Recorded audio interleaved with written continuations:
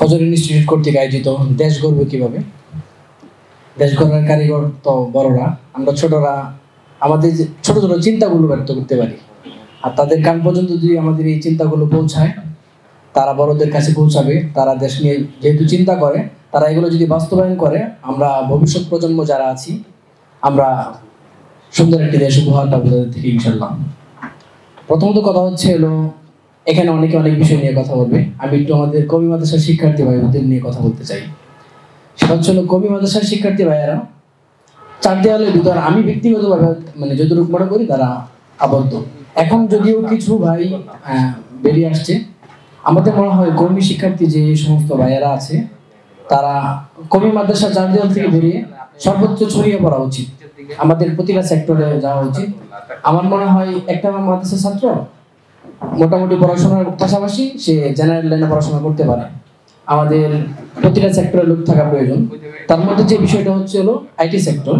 IT sector বিশাল একটি জগৎ, যেহেতু আমি এই জগতের মানুষ, আমি এই সেক্টরের মধ্যে আমাদের আইটি লাইনে তেমন বড় কাউকে পাই না। তার মধ্যে একটা হচ্ছে হলো ইথিক্যাল হ্যাকিং। হ্যাকিং এই সাইটটা হচ্ছে হলো মানে আমাদের দেশের জন্য বলি বা যে কোনো কাজের জন্য বিশাল একটা সাইট। ইথিক্যাল হ্যাকিং নিয়ে যদি আমাদের কওমি মাদ্রাসার শিক্ষার্থীরা আগায়, তাহলে আমরা অনেক দূর এগিয়ে যেতে পারবো। পাশাপাশি এখনকার সময় তো ফ্রিল্যান্সিং, আমি ফ্রিল্যান্সিং এর ব্যক্তিগতভাবে বিরোধিতা করি। এর কারণ হচ্ছে হলো মানে যতটা ফেসবুকের কল্যাণে আপনারা দেখেন যে মানে ফ্রিল্যান্সিং করে লাখ লাখ টাকা ইনকাম, অথবা এটা বাস্তবতার সাথে মিল নাই।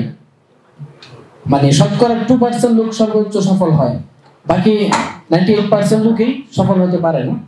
তো আমি বলবো এই সেক্টরে যারা কাজ শিখবে, তারা কাজ শেখার পর এবং দীর্ঘদিন আগানোর পর তারা যেন ওরকম কর্মসংস্থান পায় এবং সরকারি বিভিন্ন মন্ত্রণালয়গুলোতে যেন তারা নিয়োগ পায়, সেই বিষয়টা নিয়ে আমাদের বড়দের কাছে রিকোয়েস্ট থাকবে তারা সেই বিষয়টা নিয়ে কাজ করার জন্য।